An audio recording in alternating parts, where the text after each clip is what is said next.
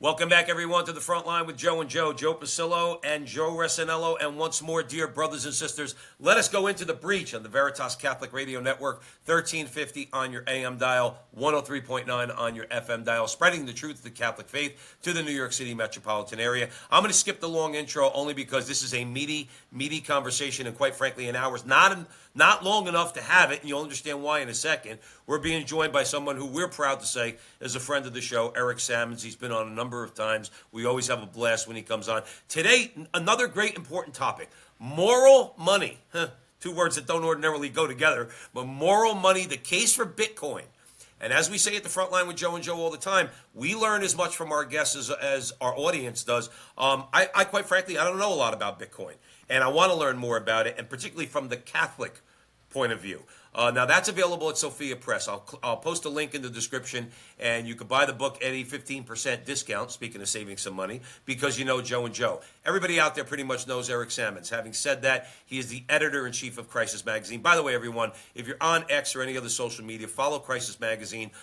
You'll get articles every single day, very informative, great authors. We always plug Crisis Magazine. Eric holds a degree in systems analysis with a concentration in economics from Miami University in Ohio, as well as a master's in theology from Franciscan University in Steubenville. Eric is the author of several books. He's worked for more than 15 years in the software development field, including 10 years leading his own software firm. In addition, he has also spent 5 years as the director of evangelization for the Diocese of Venice in Florida. Eric Sammons, welcome back to the front line with Joe and Joe, our brother. Joe's, it's great to be here. I love coming on. Absolutely. And like I said, this is going to be a meaty conversation. Joe Resinello, I'm throwing it right over to you. Eric, we always begin with a prayer to Our Lady. In the name of the Father, Son, Holy Spirit, amen. Remember, O most gracious Virgin Mary, never was it known that anyone who sought your help or sought your intercession was left unaided. Inspired by this confidence, we fly unto you, a virgin of virgins, our mother. To you we come, for you we stand, sinful and sorrowful. Mother, the Word incarnate, despise not our petitions, but in your clemency hear and answer us, amen. Amen. Name of the Father, Son, Holy Spirit, amen. Well, as Joe Pasillo said, Bitcoin is being talked about a lot. I remember when it first came out. No one could tell you what it is. And frankly, I think a lot of people feel that way to this day. But there's still presently, particularly under Trump, there's a lot of talk about it. There's a lot of misconceptions. That's what we're going to try to do to basically bring some light to this subject. So let's just start with a basic definition. What is Bitcoin, Eric? Tell us all about it. Well, the very simple definition I would just say is it's a digital form of money. Now, there's a lot to unpack there, even from that simple statement. And I think, honestly, one of the biggest issues we have is most people today, I believe, not from lack of intelligence, but just from ignorance and from misinformation out there, don't know what money is. And in fact, in my book, I spend the first couple chapters just talking about money. I don't even get into Bitcoin till I think about the fourth or fifth chapter, simply because I found when I tried it, I've been involved in Bitcoin since 2013, so for 12 years now. And so when I talk to people, they find out, oh, you know about Bitcoin, tell me about it.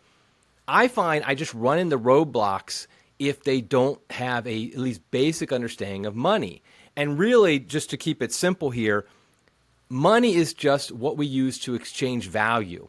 It's so that I can buy your carrots and you can buy my cows. I don't have to trade my cows for your carrots. We have some third good that we both say, we value this. Now, traditionally, that's usually been gold or silver, often precious metals. But the thing is like lots of things have been used as money in history. Seashells have been used, human teeth have been used, big stones have been used, simply because some culture decided, hey, we value this, and so we're going to use this as money. But over time, because of certain properties, certain items became the thing that used by most people.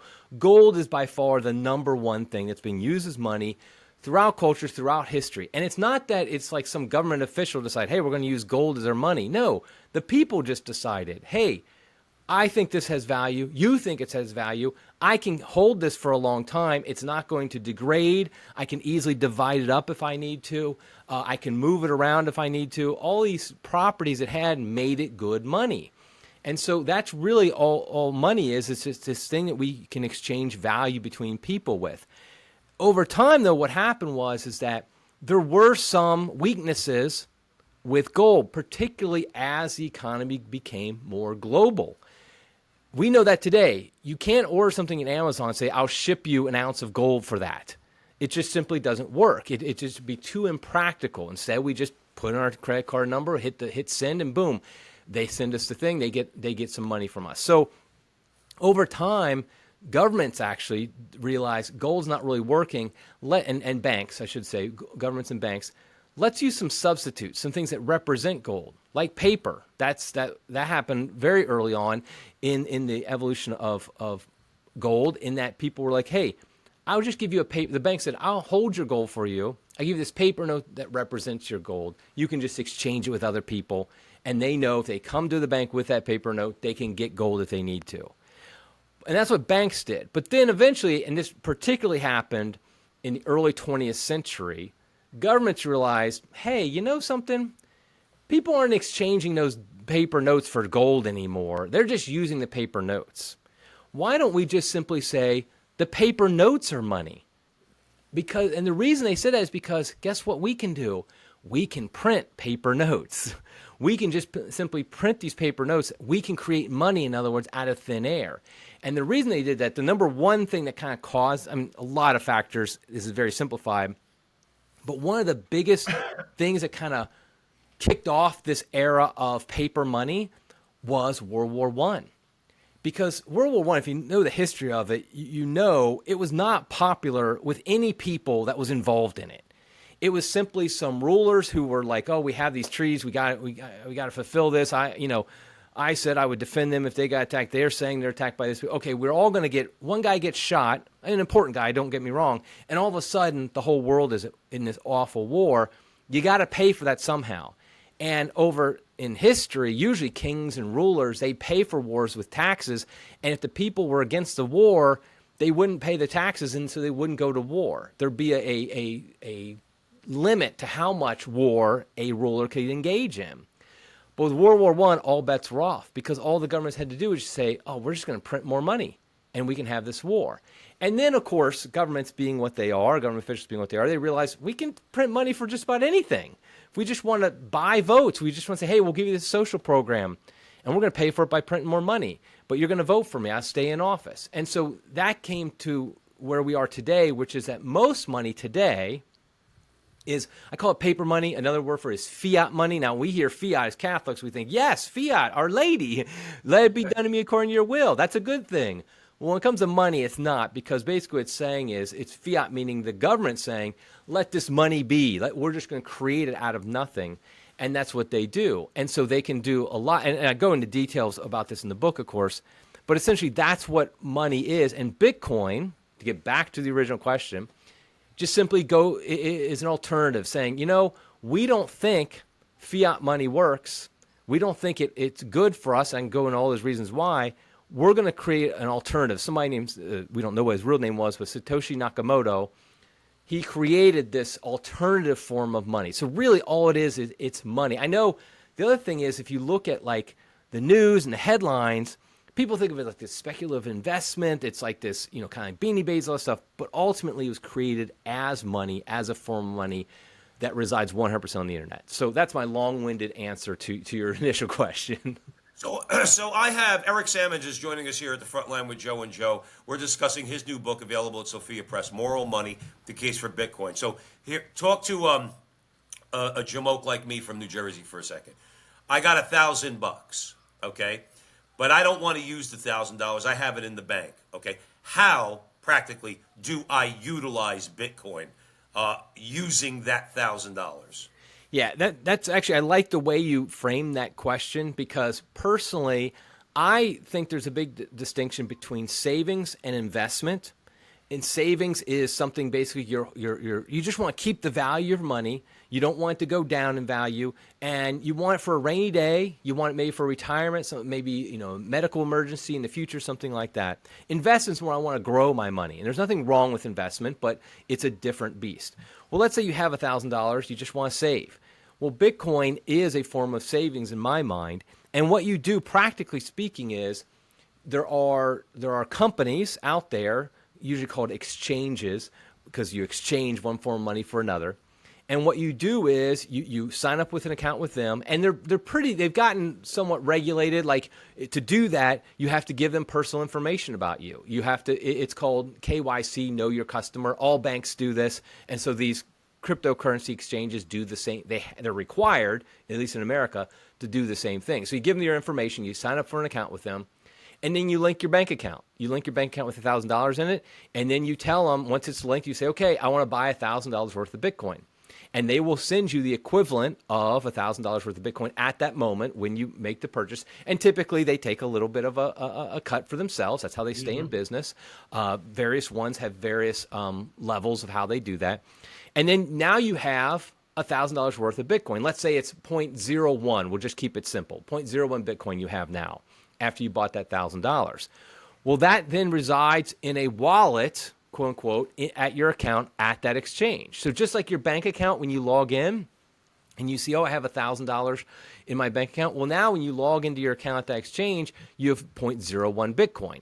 Now, what you do with that can be various things, and this gets into a lot of practical details. But one of the beauties of Bitcoin that is very different from cash, for example, is that you can hold it, not cash, but like your bank account, things like that. You can hold it and have complete control over it. This is something I don't think people realize about their bank account. Number one, the bank doesn't actually have the money they say they do. They're just telling you have $1,000. They don't actually have that $1,000 in their account. They might have maybe $100 worth of it. It's called fractional reserve banking. So if, let's say, a ton of people they have $1 million of people putting money into their accounts at the bank, they don't actually have $1 million sitting in their bank. They have a computer program that says, okay, we owe these people $1 million. And then what they do is they take your money and they loan it out to people. They invest it and things like that.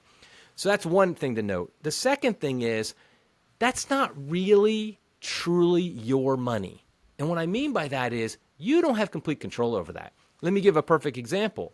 If you remember the Canadian trucker protest during the COVID days, they had bank accounts that were seized by the government, the money taken simply because the government did not agree with their political views. Not because they did something illegal, just simply because the government wanted to shut them down. In Cyprus in 2013, the country of Cyprus, the country was having severe economic problems, basically because the government overspent too much money. And what they did was they gave bank accounts that had over, I think it was like 100,000 euros, something like that, what they call it, a haircut. They basically took like 10% of everything in your bank account over 100,000 euro. Those numbers might not be exact, but that's approximate. So if people can just take your money from you, it's not really yours anymore. Well, with Bitcoin, if you hold it at that exchange, let's say you bought at that exchange, it's sitting there. It's the same thing as with the bank. It's not truly yours because somebody could take it from you for whatever reasons. But there are ways with Bitcoin you can actually secure it and hold it so that nobody, and I mean nobody, can take it from you unless they have what's called the private key, which you don't give out to anybody. Except for maybe your wife. Hopefully you trust your wife enough to give out to her.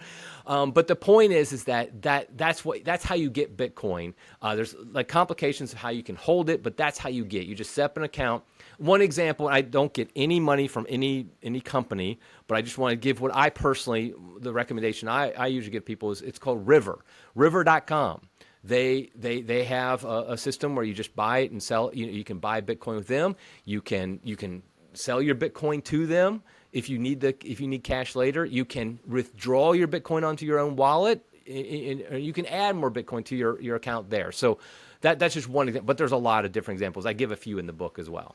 One final thing, Eric, real quick before we move on here at the front line with Joe and Joe. But the difference between having $1,000 in cash in the account, where back in the day when all of us were little kids, they actually paid you interest, okay, on just to save your money in the bank. Now they do negative interest, where you have to pay them fees and they give you nothing. All right.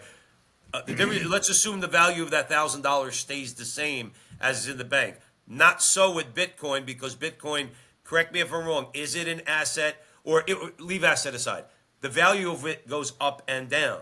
Yes. So it conceivably can go up in value to $1,200 or down in value to $800. You are subject to fluctuations in the price of Bitcoin. Am I right? Absolutely. And a general rule I've found in 12 years of doing this, whenever you buy Bitcoin, it will always go down right after you buy it. That's Hey, always listen, I trade options. I know as soon as I put it on an options trade, it's immediately in the red. I said, what did I do? I didn't do anything. I'm already down like $300. Yeah, my son is my son holds Bitcoin as well, and I always tell him, he's like, Dad, tell me when you're buying it. That way I know the next day I need to buy some because I know it'll be All right. down from what you bought it at. But yes, that's very important to note. So in a bank account, one thing I want to say, if you have, let's say, dollars in a bank account, we are programmed to think your $1,000 maintains its value. It does not, and it never has. It still will say $1,000, but your purchasing power goes down. That is so important to understand, is purchasing power is what matters, not the numbers on the screen. Because if $1,000 today can buy you, let's say it buys you a nice suit, well, in 5 years, it might take $1,500 to buy that exact same suit. And that number I gave is not that unrealistic. That's how things have been going recently. So you will look at your bank account and say, I still have $1,000. And you'll get your little interest. You'll get your little 2%, maybe something like that. So now maybe I have, in 5 years, I have $1,100. You're like, wow, I have more money than I did 5 years ago. Well, if that suit now costs $1,500, it costs $1,000 when you start your bank account, you only have $1,100, you actually have lost money. So with Bitcoin, it's a little bit more honest, so to speak. You look at that and it tells you, okay, what is it now worth? So, your Bitcoin, 0.01 Bitcoin is always worth 0.01 Bitcoin. That doesn't change. It's not like you lose or gain Bitcoin. What happens though is how many dollars that's worth changes. And so yes, it could be in a week, all of a sudden that 0.01 is worth $800 or it could be worth $1,200. And one of the things historically true about Bitcoin, and that's because it's relatively new, it's only 16 years old, there is volatility. Now, I've found that the volatility is going down, the fluctuations. It's not quite as volatile as it was back in the day, but there have been 80% drops in just a month or so, and there have been humongous increases. I mean, Bitcoin obviously started in 2009 at nothing. I got started in 2013 when it was worth maybe like $300, $400. Well, today, a Bitcoin trades for about $120,000. Eric, So, I got the quote for you right here, yeah. $121,455. Okay, so it's up a little bit from last I Yeah, checked. it's up a little bit today. Yeah, exactly. So 121. So clearly that's a huge increase. It's, in fact, no asset class has increased more in value than Bitcoin during its lifetime. Just none. Mm-hmm. There's not even anything close. Nvidia's probably, I think, in second or something like that. But so yeah, we're talking. It fluctuates a lot, and so you have to go into it with some knowledge of understand yourself as well. Understand, okay, are you getting Bitcoin because you're hoping for a big payday in a month or two or something like that? Well, you made a mistake. What I think is the true way, frankly, as a Catholic as well, like with temperance and virtues like that, is you simply say, okay, I am saving this for the long term, 5 years or more. The reason I'm putting this money into Bitcoin is because I believe it will maintain its value and even increase its value in comparison to the fiat money. In other words, its purchasing power. It will keep that purchasing power, maybe even increase it over that 5-year time. And so I put it in there simply knowing I'm not going to take it out no matter what I see. Like I said, I've seen 80% drops in Bitcoin personally, and I just am like, well, I didn't get into this as a trading vehicle to try to make money today or tomorrow, but instead as a long-term savings vehicle. And for that, it's like I said, it's been the best thing you could have. All right, Eric Sammons joining us here at the front line with Joe and Joe. Sophia Press is the publisher. Moral Money, the Case for Bitcoin. Click the link in the description. Please go buy the book. You'll get a discount because you know Joe and Joe. Please follow Eric on X and, most importantly, Crisis Magazine. All right, if you want to stay informed on a lot of different topics, Crisis Magazine. Joe Resinello. I want to talk about some perceptions of it, and you correct me if I'm wrong. Eric rightfully said this has been around for 16 years. It's getting a lot of attention now because I believe, this is my opinion, again, please, if you disagree, let me know. People are losing faith in institutions. We have seen what Eric rightfully said happened in Canada. That's real, and that was horrible. Horrible. I mean, it was so extreme that if your neighbor was a truck driver and you gave him money to help him because he was starving, your bank account got frozen too. I'm not making this up. This is reality. Another example, in the right around 2001, Argentina went bust. At the time, they were dollar for dollar with the U.S. They go bust. So what happens? You go to the bank. First of all, there are lines. There's a run on the bank, which means everyone wants their money. And the bank says, no, I'm not giving it to you because I don't have it. So they say, I'll give you $100 a day. And you're like, no, I have $10,000 in the bank. I want it all. They say, no, I'm giving you. And Eric illustrated that as well. So this is the concern. However, when you kind of look at this, people are kind of like, oh my gosh, you know, what could happen here? Am I just like some crazy conspiracy theorist guy? I mean, is this like just something that is for like, you know, people who are digging holes in their backyard? That's what a lot of people think. Am I off there? Because I'll be honest with you, when I first heard it, that's what I thought. I'm like, this is for like the guy who has like the bomb shelter in the backyard and has 500 years of canned beans in his basement. But you're saying it's not. I'm saying it's not. I am saying, though, early on, that was definitely, there was a large percentage of the people involved were of that personality type, very anti-government, very much conspiracies, the world, you know, we're going to have a collapse, all that stuff. That was very prominent in the early days of Bitcoin. And in fact, it wouldn't surprise me. Nobody knows who Satoshi Nakamoto is, but it wouldn't surprise me if he was like that. I mean, the fact is, Bitcoin is built to survive those type of situations, and it really does a great job. And speaking of Canadian truckers again, I personally sent Bitcoin to them. They set up a Bitcoin account at one point. I sent to them. I have no problem. They got my money. They didn't have to worry about being seized. And nobody could seize my bank account for doing that because they didn't even know. I mean, I'm saying it here, but they didn't even know I did that. So that's the power of Bitcoin. Now, the fact is that the reason I think Bitcoin is the best form of money today is because it's money for everybody and for every situation. And so what that means is it's good money for criminals. I will be the first to say that. You know why? Because it's good money for everybody. So yes, criminals use it, other people use it, crazy people use it, conspiracy theorists use it. But I would just say that what I found was, particularly after 2020, something major happened in 2020. I can't remember exactly what that was. But particularly in 2020, we started seeing a lot of the conspiracy theories become conspiracy facts. We started to see a lot of this stuff. Now, in America, we didn't have like an Argentina level collapse or anything like that. But the fact is, what did the government do in response to COVID? They printed money like crazy. They were sending us checks. In fact, I remember I got a $1,200 check, I think it was. You know what I did? I put it in Bitcoin. I didn't need it at the time. I was like, okay, I'm just going to put it into Bitcoin. And I can't remember now, but somebody recently said if you did that, now it's worth, I don't know, like $5,000, $10,000, something like that. I can't remember what the exact number was, but it's nice. It's a nice amount. And so the point is that if you look at history, every single fiat money, every single government-controlled money eventually goes to zero. In fact, hold on a second. I have here in my hands a $1 million Zimbabwe dollar bill. And this is worthless. And the reason I have this is because it represents what happens to government money. In Zimbabwe, what happened was they had a government collapse, basically the economic collapse, and they just started printing more and more money. And so what happened is like literally $1 million in Zimbabwe dollars became worth like, you know, you could buy a loaf of bread with it. So they started printing out these $1 million bills. And this happens always. It will happen. I don't say this as a theory. I say this as a fact. It will eventually happen to the American dollar. Now, I agree with that. Yeah, now, America has advantages. Obviously, we have the greatest military. We have the greatest, most stable country in so many ways. So I'm not saying it's happening tomorrow. What I'm simply saying is that it will eventually happen.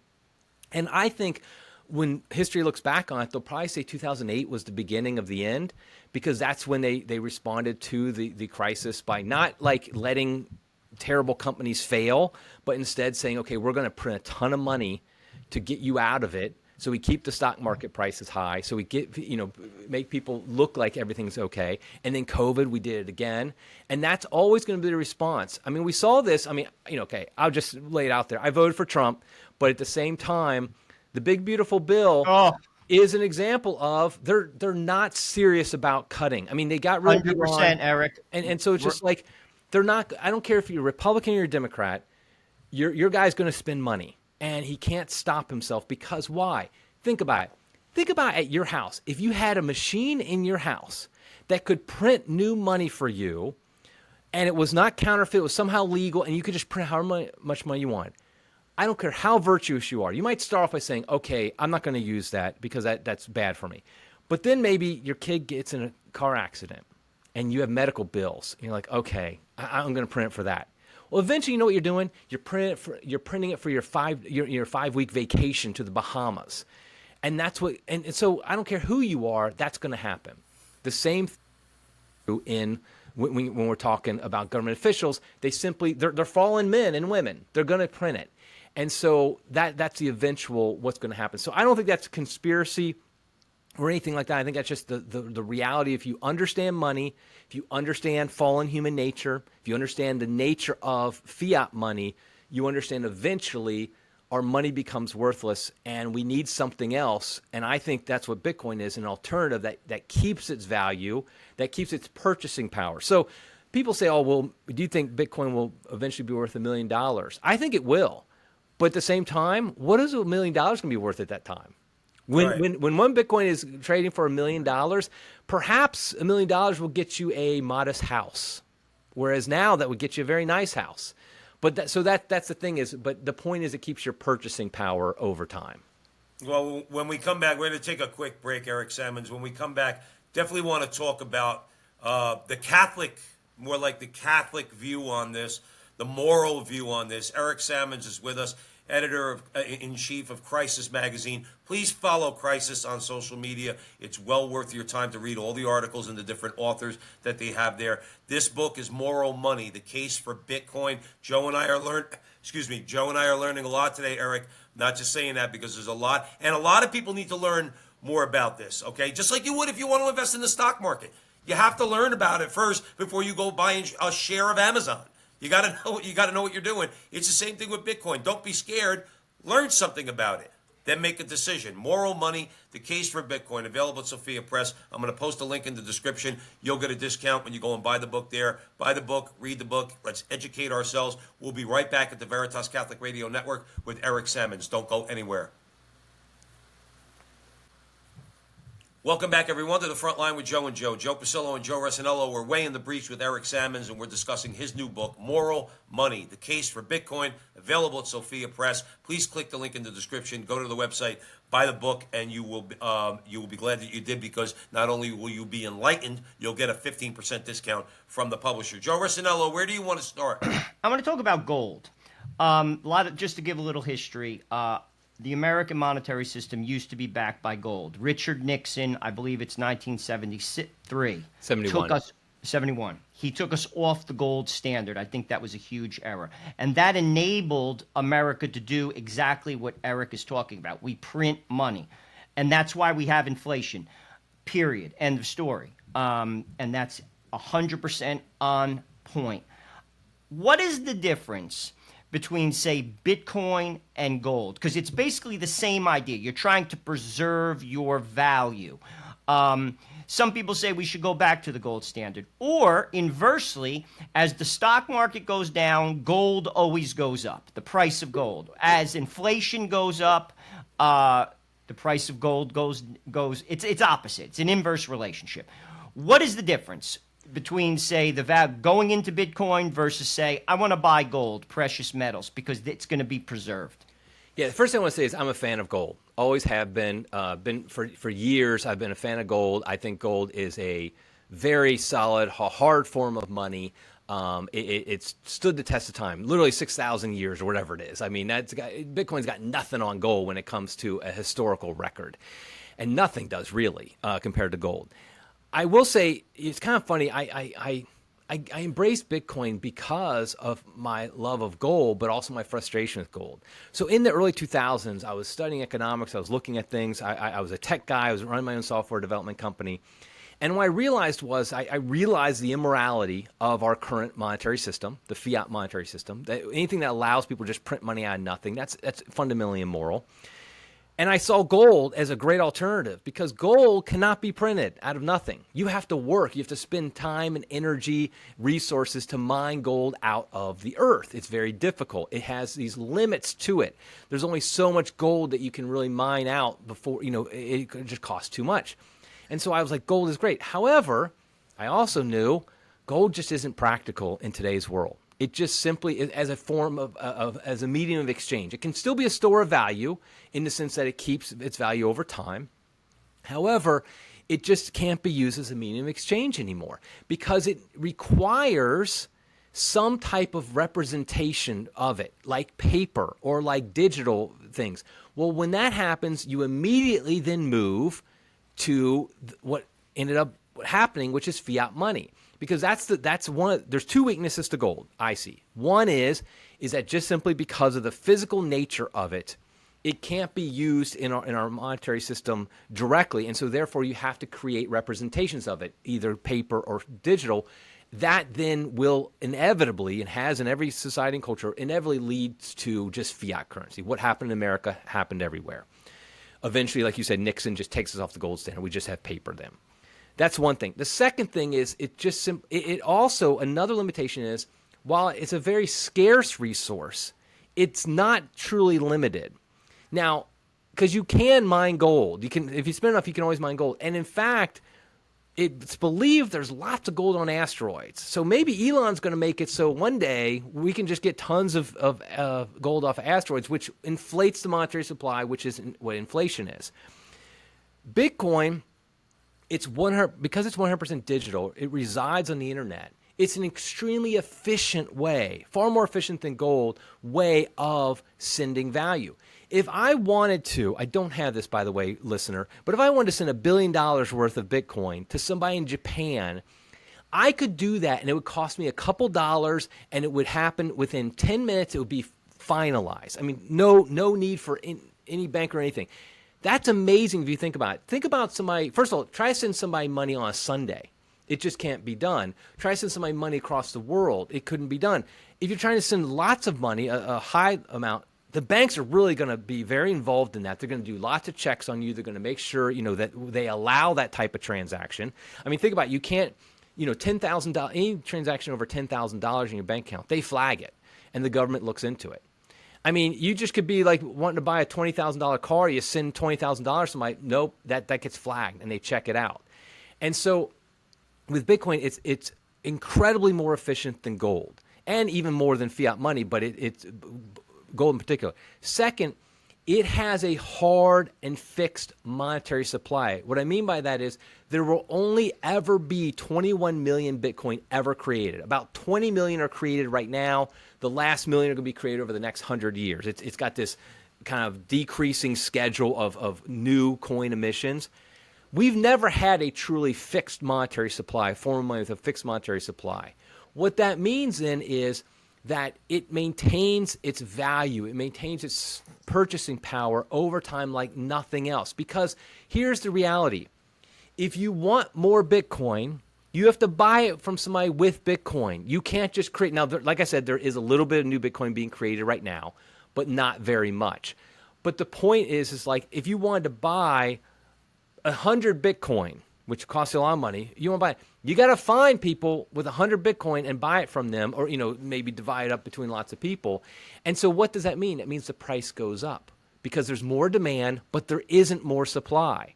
That's just an economics 101. And so with fiat, remember the supply is infinite. So I don't care how much more demand you have for it, the supply being infinite makes the prices go down. With gold, the supply is not infinite, it's finite, but it can increase. So more demand, if a lot of people, like right now, gold is trading very high. Last I checked, it was like $3,300. What that does, it incentivizes people to mine more. And so because it's worth more, so they mine, so the supply actually does go up a little bit.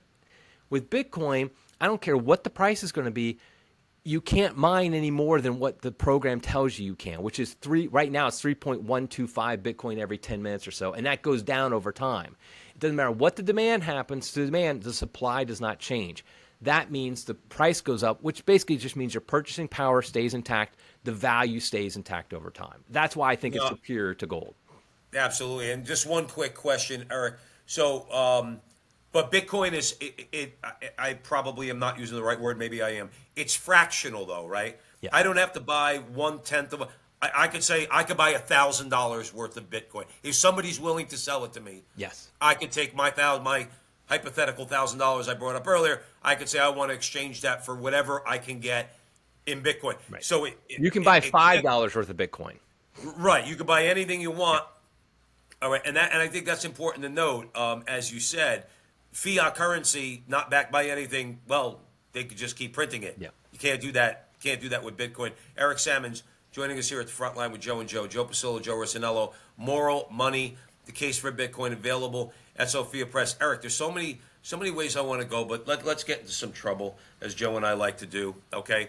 Let's talk about the politicians for a second, because we're all talking about how are we going to regulate this. It's like you can hear the hand, you can see the hand ringing, you can see the veins popping out of people's heads because remember, and this cuts across for our audience at Veritas. Don't think I'm talking as a D or an R, okay? Because guess what we found out in the last few years? Banks, they give money to both parties. Pharmaceutical companies give money to both parties. They're all giving money to both parties. Bernie Sanders, as Senator, as RFK Jr. has pointed out right to his face, Bernie Sanders has taken $2 million from the pharmaceutical industry. But Joe, just from the workers. Just from the workers. Just from the remember that nonsense line? Now, I know that was me trying to be a little funny, Eric, but here's my point. Their heads are exploding, and they are all wringing their hands, because it strikes me, and this is what my question is, they don't have control over this. And these are politicians.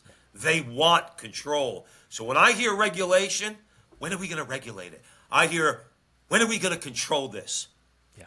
Am I wrong? No, you're absolutely right. In fact, I remember in the early days of Bitcoin, when I was involved back, a dozen years ago, 10 years ago, that was our big fear, was that before Bitcoin became big enough, the governments would ban / over-regulate so much it could never take off.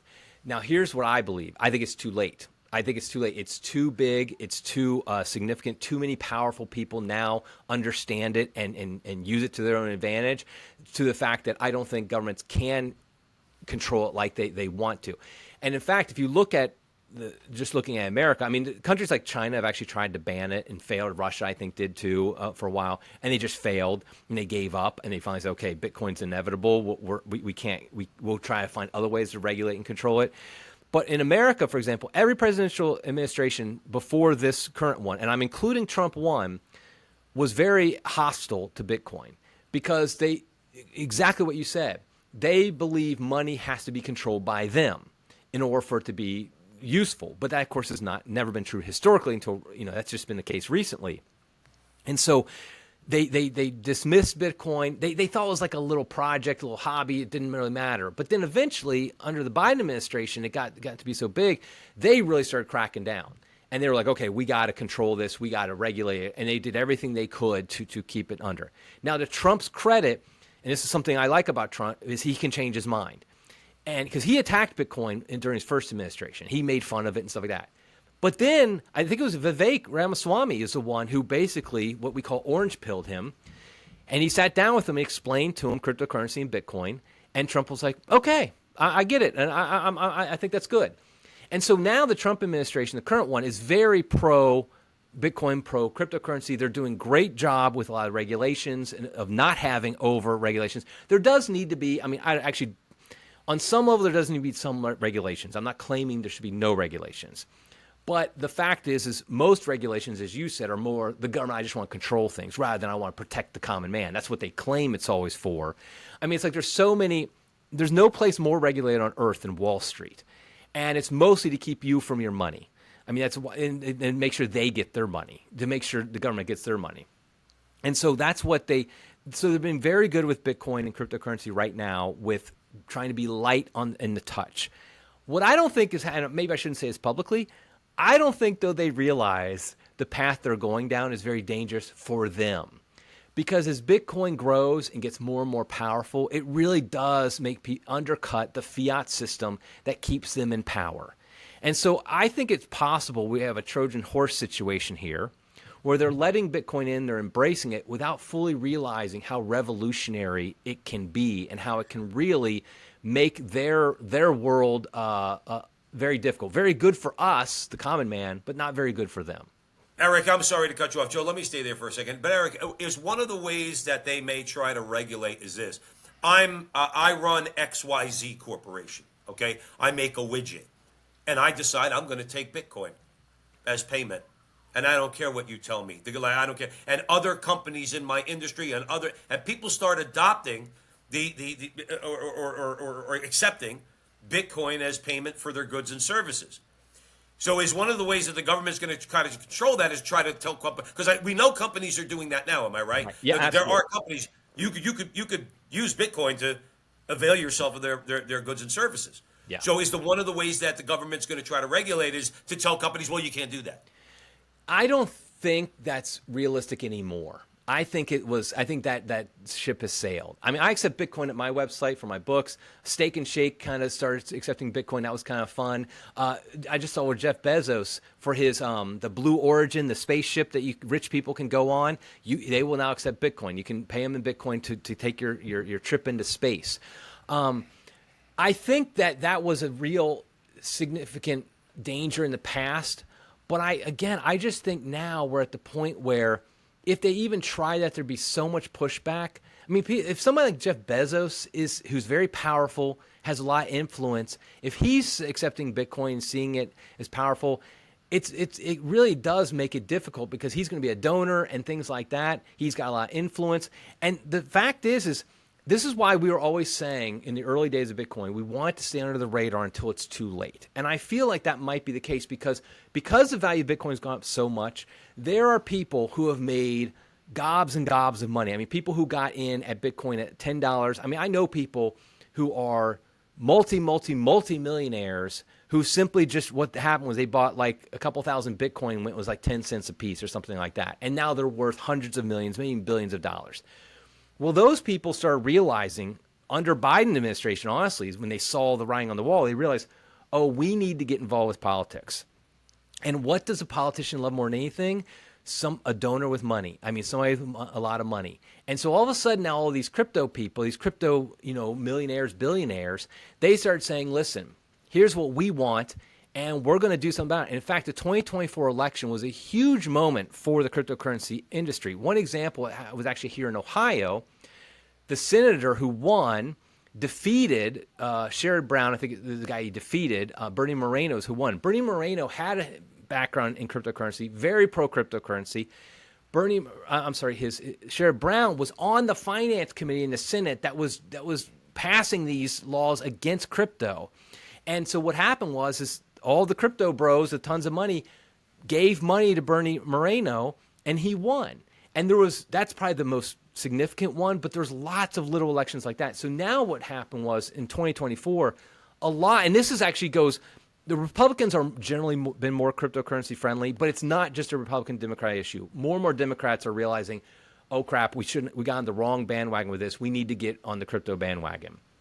And so what happened was a lot of crypto-friendly senators, representatives, and of course the president, vice president were elected.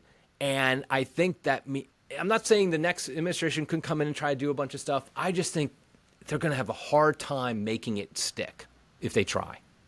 Eric Sammons joining us here at the front line with Joe and Joe. Moral Money, the Case for Bitcoin, available at Sophia Press. Joe Resinello. I agree with what you're saying because leverage moves the dial, always. However, and this is like a thought, I mean, the U.S. dollar was, again, at one time based upon gold, which is a tangible substance. The dollar, and I have the same concerns you do, the debt concerns me greatly. I personally think it's the biggest enemy of the United States is our debt. I believe it's almost $37 trillion currently. It will crush America when that happens. I don't want to be here. But And my I was kid, watching Fox. I was watching Joe. Just so you know, I was watching Fox Business this morning, and evidently, from what I heard, was that they just raised the debt ceiling again. So, Of course they well, did. any person who has kids, that's a concern. It's my concern, and it's a real concern. But the dollar is based upon the U.S. government, meaning, and our economy, which is a behemoth. I mean, it's huge. The financial engine of America is just enormous. So the dollar is based upon that. Now, clearly, there are some concerns, and there's been cracks. But that's a tangible thing. Like if you buy a treasury bond, you're basically saying the government of the United States is not going to go bust. Now, again, Zimbabwe is a different animal, or Paraguay, or Tanzania. But we're not what we were. And that's real, and that's not conspiracy, and people should think long and hard about it. Now to my question. Bitcoin to me is an untangible. You said, like, we don't even know who started it. This guy, this Japanese fellow.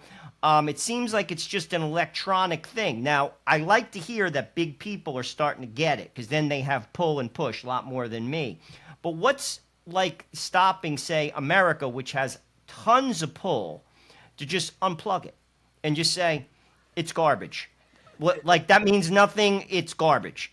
I love that question because it really gets to the nature of the beauty of Bitcoin.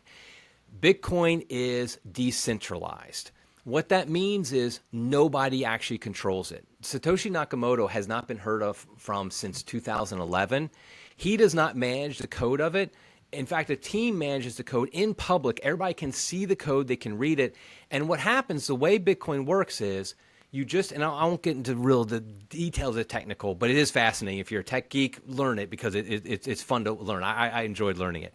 But basically what happens is there's all these what are called Bitcoin nodes that run around the world. And they're really just computers that run the Bitcoin software. I actually have a node running in my house on a very cheap computer. It doesn't cost any money to run it. I mean, as far as like the software is free, and you can run it on like a laptop or something like that. And what that does is that's what runs the network. So when I send Bitcoin from one person to another, it's the nodes that check that and say, okay, send it to this person, send it to that person. Well, there are about 20,000 operating nodes right now around the world. There's literally no way to unplug it unless literally the entire internet and the entire world went down. Okay, then we have an issue. But we have bigger problems with Bitcoin at that point. Our whole world goes haywire at that point. But if the government said, okay, it's illegal, let's say, to run a Bitcoin node in America. Let's say they did that. And I'm being a good citizen I am. Did you hear that, Uncle Sam? I shut down my Bitcoin node. Well, everybody around the rest of the world keeps running theirs. In fact, I would guarantee more people would start running them other places because they see what America's doing. So Bitcoin just keeps on plugging along. And the same thing is true with like the what's called mining. That's the way that the Bitcoin network is secured, and it's also how new Bitcoins are generated. That's just run. Now that's more expensive. You have to pay for that, a lot more money for sophisticated computers, and that's good because that means it's more secure. They run all over the world as well. In fact, what happened was in China, a lot of the miners were in China for a very long time, and they did and it was a little bit of concern because they were doing so much of the mining in China because they had cheap access to energy, because they basically gave a few bucks to the government and they said, okay, we can tap into the energy supply here, the power supply. Well, China, I think it was 2019 or 21, I can't remember what it was, they banned mining. And so what happened was Bitcoin basically didn't even experience a blip. All the miners realized we got to go somewhere else. You know where a lot went? They went to Texas because Texas was giving them cheap energy. And in fact, they have a whole agreement in Texas now. Texas is one of the main sources of Bitcoin mining. And what that means is what they do is they actually have agreements with the governments that they use all this power. But if there's, for example, let's say a heat wave or something like that, and the grid's getting a little bit overtaxed, they will slow down their mining. And they get credit for this, all this stuff. So it actually is a very nice system that works. So all this mean, like, let's say Texas decided to ban mining tomorrow. Okay, it's going to end up in Spain the next day or something like that. So it really is a global phenomenon that's not controlled by any one government. Like I said, China is one of the most powerful governments in the world. It's one of the biggest economic powers in the world. It's not America, but it's up there. Probably number 2. It's tried to ban Bitcoin multiple times, and every time Bitcoin just shrugged it off like, whatever. And I think the same thing would happen even if America tried, like some crazy reason, tried to ban or shut down Bitcoin. They just can't do it. It's too much of a global phenomenon. Eric Sammons, let me ask you this, okay? We've heard for years, okay? We've all followed politics. I'm a fan of Ron Paul, okay? I like a lot of the things he says. He's been saying for years, I believe Ron and Rand Paul have both uttered the phrase, end the Fed, okay? Now, obviously, they're talking about by an act of government, okay? A political act. To go after the Fed or potentially end the Fed, or at the very least curtail all the power they have. Here's the thing. Here's my question. Bitcoin, from everything I'm hearing from you, and please tell me if I'm wrong, through a process of the free market and not government action, could have the consequence of ending the Fed at some point in the future. Tell me if I'm wrong. That's my dream. Love it. It's absolutely, because here's the thing. There's been, like Ron Paul, I love Ron Paul, and he's been beating on the drum into Fed for years. It's not going to happen by government because what we were talking about before, you don't shut off your own money printer. It just does. Our fallen nature makes it impossible for us to do that. You just simply don't. But with Satoshi Nakamoto's invention of Bitcoin, what we have is a realistic way through the free market that the Fed's power, at the very least, will be ended. It's already being curtailed. I think over time it gets curtailed more. In fact, it's kind of a joke in the Bitcoin community that Bitcoin's value is going to keep on going up simply because the Fed's going to keep printing money. In fact, if you look at the M2 money supply with the price of Bitcoin, what you notice is the M2 money supply, when it goes up, soon after that, the price of Bitcoin goes up. And that makes sense. That's not the only reason the price of Bitcoin goes up. That's the only factor. But it just makes sense because a asset that maintains its purchasing power will go up in dollar terms when there's more dollars out there, simply because it's maintaining. It's like I said, that $1,000 to $1,500 example before. When it was $1,000, it's now worth $1,500. You still buy that suit. That's one of the beautiful things about gold is over 6,000 years it's maintained its value. In fact, I remember reading where like an ounce of gold could buy you a nice toga in Roman times and buys you a nice suit today. It maintained its value over thousands of years. Well, Bitcoin has that in as well because of its scarce supply, its fixed monetary supply. It just simply will keep that. Well, people will start realizing, and more people, one of the other reason price is going up is because people are valuing it and want to have some in their own portfolio. Well, what that means is that like the Fed, its days are numbered. I mean, it might be decades. I'm not claiming it's tomorrow, but the point is that it's gonna end up like Zimbabwe eventually. And so yes, my dream, my hope, and I think honestly it was Satoshi's hope and dream too, is that Bitcoin through a very nonviolent, very peaceful, very free market way will end the evils of the Fed. Joe Resinello, we literally have time for one more quick question for Eric Sammons. I love this conversation because to be honest with you, it's something, it's revolutionary. And I think as Catholics, we have to start thinking outside the box. Our society, and this kind of circles to what you do at Crisis Magazine, and I just want you to comment on it. Our culture in America is not for us. I mean, to think that it is, you're not paying attention. And eventually, I agree with you 100%. The debt and our economy will eventually go bust. We've pushed the limits many, many times. The mortgage crisis was insane. And it did a horrible amount of damage to people. Talk about how Catholics have to think outside the box for us to thrive as a people. And Bitcoin, if you ask me, is just another tool in the box. That was well stated, and that's one of the reason I wrote the book. I feel like I've been screaming at the wind at this, is that we need to understand how much our monetary supply impacts the way people live and our culture. Let me just give a real quick example. The rise of two-income families and people having less kids is lots of reasons for it. I'm not claiming there's one reason. However, our fiat monetary supply is one of them. The greatly increasing prices that are not matched by wages has led more and more people to have to force them into two-income households where the mom cannot stay at home with her kids even if she wants to. It has made prices of, for example, housing. I know, like, I have kids who are now adults and are going off on their own, having families, things like that. And I can see the difference between them buying a house now and when I did it 30 years ago. And the difference between when I bought it 30 years ago and my parents bought it 60 years ago. It gets harder and harder through no fault of their own. And so what happens is they make decisions that affect our society and their spirituality and morality. I do think that, for example, our fiat monetary system has led to more people using, for example, artificial contraception. And that hits your soul. That affects your soul. And so you have less kids. Mom can't be at home even if she wants to be. All these things are all tied together, and the fiat monetary system supports it all. It's like that thing at the bottom that's supporting all these things that are really impacting our culture in negative ways, in a very anti-Catholic ways. I mean, as Catholic, we should want big families. We should want families that aren't in considerable debt because they have to be, because they can't even get a basic house without going into hundreds of thousands of dollars of debt. All those things are related, and the fiat monetary system is kind of the fuel that fosters this anti-Catholic culture that we're living in.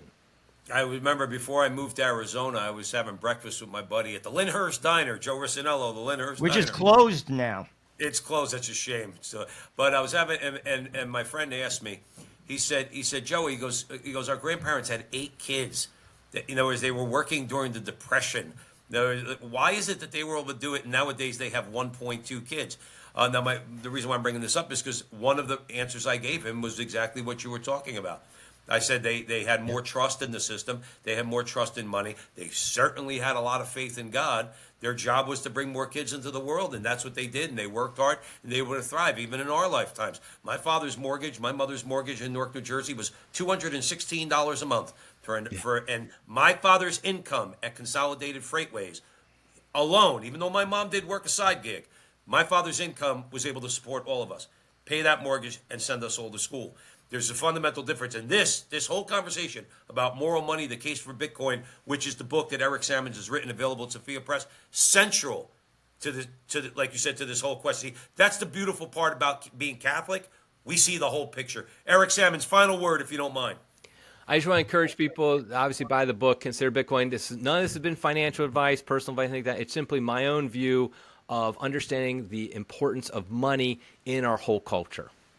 All right, Eric, thanks so much, brother. I mean, it's always a pleasure having you on the show. And like I said, I'm not blowing smoke. It's true. This was very informative for Joe and I, for our audience. Thanks again. And please, it's been too long since you've been on the show. We got to have you back sooner than later this time, okay? Absolutely. I love it. All right, awesome. Eric Sammons, please go out, buy the book, Moral Money, The Case for Bitcoin, available at Sophia Press. Thanks for joining us at the Veritas Catholic Radio Network. And remember, until the next time, that our conversation is your conversation, and that conversation is going on everywhere. We'll talk to you soon.